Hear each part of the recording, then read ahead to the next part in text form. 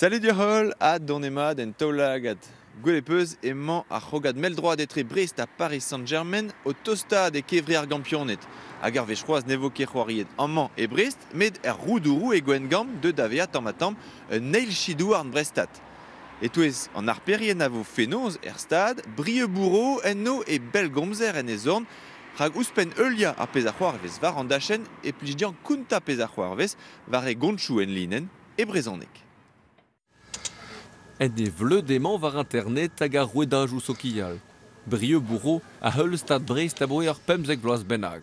Var egon stad Brestiz e rotitourou var ar club a baoe daovilugin. Over on nue var Instagram a Twitter X evit ar pez penad var Medion un tamm penadou evit ar gortadennou arrog ar rogajou evit nue planta nue ar pez a sonjen ar rogad a gounezet vo peget a nue diveradennou divar rogajou pe sort c'hoaria a zo be dreiz peget a gal.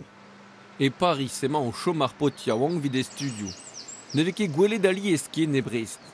Met chomet e to mega alon ouz ar skipail hag ar brezonek ie. Klask a an nue tapoud ar perien stad Brest an agomz ke brezonek hag a go deus c'hoant nue mont varzu ar brezonek a bet eus ie an dud hag a gomz brezonek an in ket entornet mad gant stad Brest met ie Sacha an eo varzu ar veldroad a nue varzu ar bloa dreist ordinal nevez gant stad Brest. Ember e yelo Brieux davem gam, davele da c'hogad a enep da baris.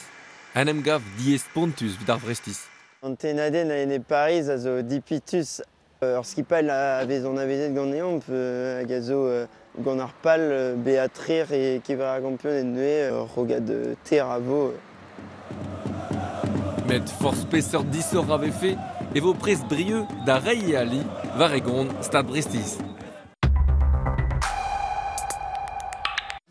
No peus ket ar chans da gaout o plas Erstad evel Brieux, nevern var wagenou ar vorig FM vo posub eulia ar c'hogad adare. Gant an daouad Erwan Blanchard a Maïnar garse vo kontet ar match dior var eun hag e brezonek pendaben fenoz adalek 6 ar nemekart, ur boaz kemeret da baoe penkenta aventur Brest e kevri ar gampionet a kiniget var ar vanden FM hag en linen var Radio Breizh pig BZH.